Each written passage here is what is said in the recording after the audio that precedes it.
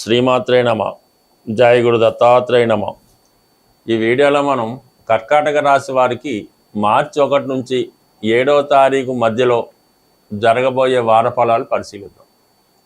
కర్కాటక రాశి వారికి ప్రధానంగా 4 గ్రహాలు అష్టమ స్థాన సంచారంతో జాతకుడు ఏ పని ఏ ప్రయత్నం కూడా సజావుగా సాగపోవడం, ప్రతి కార్యక్రమం చాలా స్ట్రగుల్తో ఇబ్బందులతో కూడుకొని మధ్యలో ఆగిపోవడం, తిరిగి జాతకుడికే నష్టం కలిగే విధంగా ఈ అష్టమ స్థానంలో గ్రహాలు జాతకుడిని చాలా కన్ఫ్యూజ్ చేయడం జరుగుతూ ఉంటుంది. అయితే ప్రధానంగా కుజుడు మరి దశమ పంచమాధిపతిగా అష్టమ స్థాన సంచారం వలన మరి ఈ సమయంలో కర్కాటక రాశి వారికి ఉద్యోగపరమైనటువంటి ఇబ్బందులు వచ్చే అవకాశం ఉన్నది. సడన్గా ఉద్యోగంలో మార్పు రావడం కానీ, ఉద్యోగానికి ఏమైనా ఇబ్బంది కలిగి కంపల్సరీగా ఉద్యోగం మానవలసి రావడం కానీ జరిగే అవకాశం ఉంది. కొంతమందికి సడన్గా అదనపు బాధ్యతలు పెరిగి మరింత కష్టపడి పనిచేసే విధంగా డెవలప్మెంట్ రావడం కానీ, ప్రమోషన్ లాంటిది రావడం కానీ జరిగే అవకాశం ఉంది. బట్ ఏదైనా జాతకుడు చాలా పనిలో చాలా ఒత్తిడి ఎదుర్కొంటాడు, మానేద్దామా అన్నటువంటి దాకా వెళ్ళడం జరుగుతూ ఉంటుంది. తొందరపడి ఎటువంటి నిర్ణయం తీసుకున్నా చాలా కష్టపడవలసి ఉంటుంది. కాబట్టి ఓర్పుతో సహనంతో ఉన్న ఉద్యోగాన్ని కంటిన్యూ చేసుకోవడం మంచిది. దాని తర్వాత రవి ధనాధిపతిగా రవి కూడా అష్టమ స్థానంలో ఉండడం వలన కుటుంబ సభ్యులు విమర్శించడం, ఏ పని చేసినా వాళ్ళు జాతకుడు సరైన ప్రోత్సాహం ఇవ్వకుండా తిరిగి జాతకుడినే విమర్శించడం, ఈ విధంగా రావడం జరుగుతుంది. అలాగే ప్రభుత్వ అధికారుల వల్ల కొన్ని ఇబ్బందులు, యజమాని వల్ల కొన్ని చికాకులు కూడా రావడం జరుగుతుంటుంది. అయితే జాతకుడు చిన్న విషయానికి కూడా విపరీతమైన కోపానికి, పౌరుషానికి, ఆవేశానికి గురవుతూ ఉంటాడు. తొందరపడి ఏ నిర్ణయం తీసుకోకుండా ప్రశాంతంగా కూల్గా వ్యవహరించడం మంచిది. ఎందుకంటే ఈ పరిస్థితి మీకు ఎంత ఉద్యోగంలో సస్పెన్షన్ లాంటిది వచ్చినా, పెద్ద నింద వచ్చినా 15వ తారీఖు కల్లా రవి భాగ్యస్థానంలోకి వెళ్ళడం జరుగుతుంది. కాబట్టి ఒక వారం 15 రోజుల పాటు ఓర్పు పడితే అన్ని రకమైన సమస్యలు పరిష్కారం అవడం జరుగుతూ ఉంటుంది. కొన్ని నిందలు అపవాదులు కూడా బుధుడి వల్ల వచ్చే అవకాశం ఉంది. మీరు మనసులో ఉన్నటువంటి అసలు విషయాన్ని దాచిపెట్టడం వల్ల కూడా కొన్ని ఇబ్బందులు రావచ్చు. కాబట్టి ఏదైనా ఒక విషయం సంఘటన జరిగినప్పుడు అది పూర్తిగా మరి ఎదుటివారికి చెప్పడం వల్ల అది కంప్లీట్గా పరిష్కారం అవుతుంది. మీరు కొన్ని విషయాలు దాచిపెట్టడం వల్ల మీరు కొంత ఇబ్బంది పడడం కూడా జరుగుతూ ఉంటుంది. బట్ ఏదైనా ఓర్పుతో సహనంతో మీరు ఎదుర్కొంటే అన్ని సమస్యలు వాటికి అవే పరిష్కారం అవుతాయి. ఎందుకంటే ప్రస్తుతం మీకు గురువు 12వ స్థాన సంచారం చేస్తున్నాడు.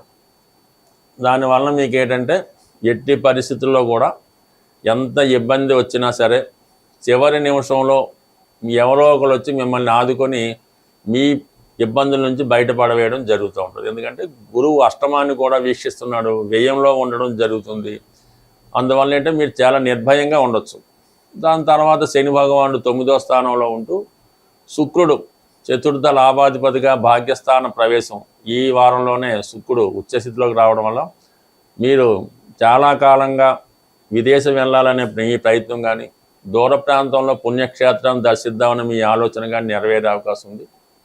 ఎస్పెషల్లీ ఈ రాశిలో ఉన్నటువంటి స్త్రీలకి విదేశ ప్రయత్నాలు ఫలిస్తాయి, నూతన ఉద్యోగ అవకాశాలు లభిస్తాయి. మీరు కళారంగంలో ఉన్నా, సినిమా రంగంలో ఉన్నా, రాజకీయ రంగంలో ఉన్నా ఖచ్చితంగా మీ యొక్క స్థితికి ఒక మంచి గుర్తింపు రావడం జరుగుతుంటుంది.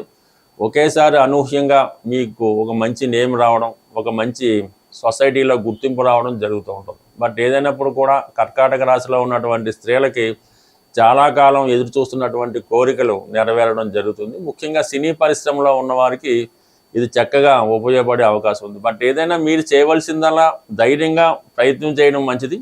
మీ ప్రయత్నం 100కి 100 నెరవేరడం జరుగుతూ ఉంటుంది. కానీ సహజంగా కర్కాటక రాశి వారు వాళ్ళలో ఉన్న టాలెంట్ను వారే గుర్తించకుండా ప్రతిదీ ఇతరుల మీద ఆధారపడుతూ మనం ఈ పని చేయగలమని భయపడుతుంటారు.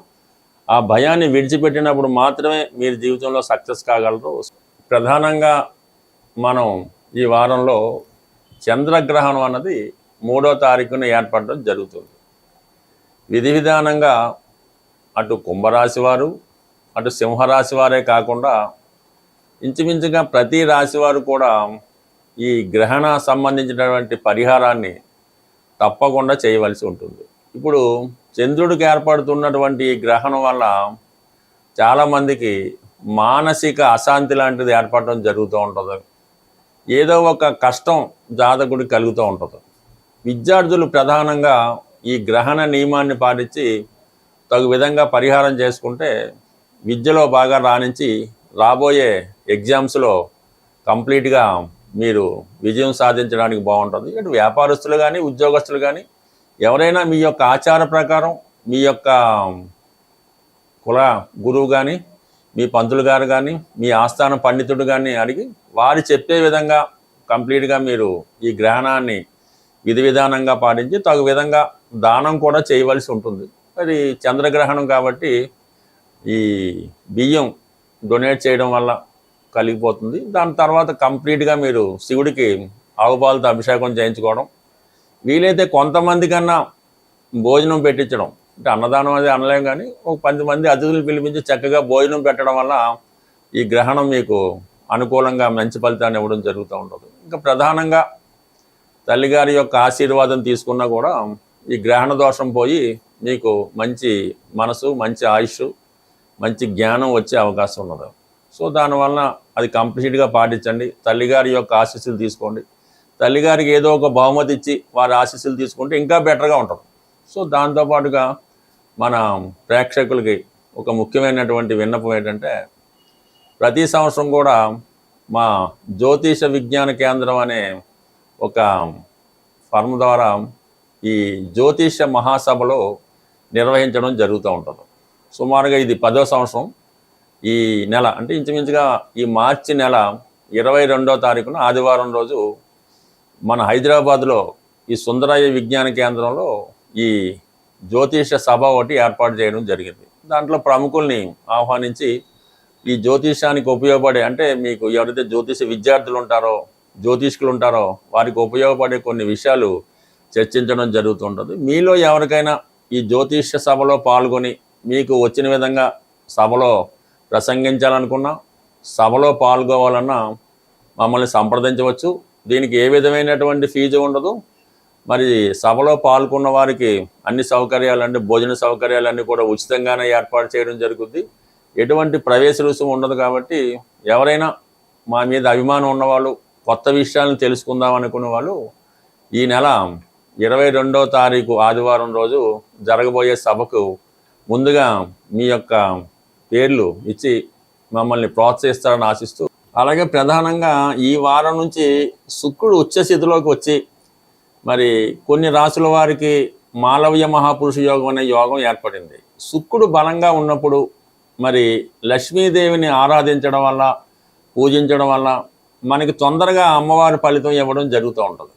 అందువల్ల ఏంటంటే ఈ సమయంలో మీరు ఈ రాబోయే ఈ మార్చి 1వ తారీఖు నుంచి 25వ తారీఖు మధ్యలో కనీసం ఒక 18 రోజులు పెట్టుకొని ప్రతిరోజు కూడా విధి విధానంగా లక్ష్మీ అమ్మవారిని, అంటే మీరు ఏ రూపంలో అమ్మవారిని ప్రసన్నం చేసుకున్నా పూజించినా పర్వాలేదు, కలవ పువ్వులతో అమ్మవారిని ఏదో ఒక శుక్రవారం రోజు కానీ మంగళవారం కానీ ఏ రోజైనా కలవ పువ్వులతో అమ్మవారిని అలంకరించి, వీలైతే ఈ ప్రతిరోజు కూడా, అంటే ఈ శుక్రుడు ఉచ్చలో ఉన్న రోజులు కూడా శ్రీ సూక్తం కానీ, లక్ష్మీ స్తోత్రం కానీ, కనకదార స్తోత్రం కానీ పారాయణ చేస్తూ కంప్లీట్గా మీరు ఈ విధానం పాటించడం వల్ల, అలాగే ఏదైనా అమ్మవారి ఆలయంలో అమ్మవారి కలవ పువ్వులతో అర్చన చేయడం, దానివల్ల ఏంటంటే మీకు అమ్మవారు తొందరగా అనుగ్రహించడం జరుగుతూ ఉంటుంది.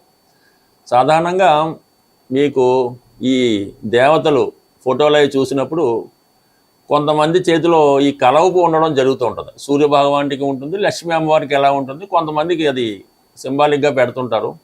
ఎవరి చేతిలో ఈ కలవ పువ్వు ఉన్నట్టు ఆ చిత్రపటం లేదంటే ఆ దేవతామూర్తి ఉంటుందో వారు మీకు ధనాన్ని ఇవ్వడానికి రెడీగా ఉంటారన్నమాట. అందుకే ఆ సింబల్ అక్కడ పెట్టడం జరుగుతూ ఉంటుంది.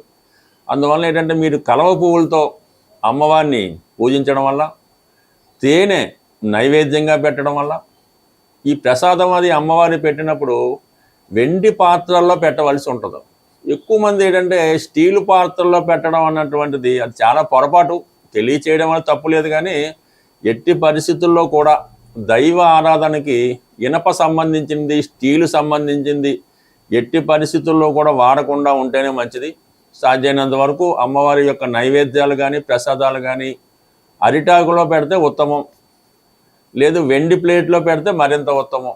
ఈ విధంగా బుద్ధిగా నియమం పాటించి అమ్మవారిని ప్రసన్నం చేసుకోవడం. అలాగే అమ్మవారి పూజా కార్యక్రమం ప్రారంభించుకున్నాం, కనకదార స్తోత్రం చదువుతున్నాం, అప్పుడు ఏం చేయాలి, ఏదో ఒక పర్టికులర్ టైం ఎన్నుకోవాలి. ఉదయం 6:30 అంటే 6:30, 5 అంటే 5, ఆ టైంకి కరెక్ట్గా ఆదరణ అయిపోవాలి. ఆ టైంకి చేస్తేనే మీకు ఆ ఫలితం శీఘ్రంగా తొందరగా రావడం జరుగుతూ ఉంటుంది. ఒకరోజు 6 గంటలకి, ఓ రోజు 9 గంటలకి, ఓ రోజు సాయంకాలం, ఈ విధంగా చేయడం వల్ల మీరు 1,00,000 రోజులు చేసినా సరే ఆ ఫలితం అన్నది మీకు రాదు.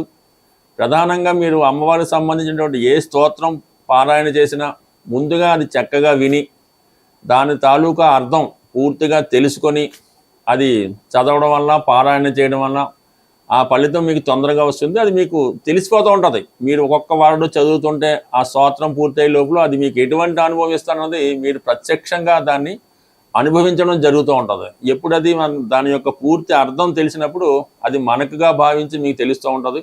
అది పూర్తిగా భక్తిలో సంపూర్ణంగా చేసిన వాళ్ళకి అర్థమవుతూ ఉంటుంది అన్నమాట. అందుకని ఈ విధంగా దాదాప్యం చెందుతూ శరణాగతి చెంది అమ్మవారి పాదాలు పట్టుకొని ఒక్కసారి చేసినా కూడా మీకు 1,000 సార్లు చదివిన ఫలితం అన్నది తప్పకుండా కలుగుతుంది. ఇందులో శ్రద్ధ అన్నది వెరీ వెరీ వెరీ ఇంపార్టెంట్. స్వస్తి.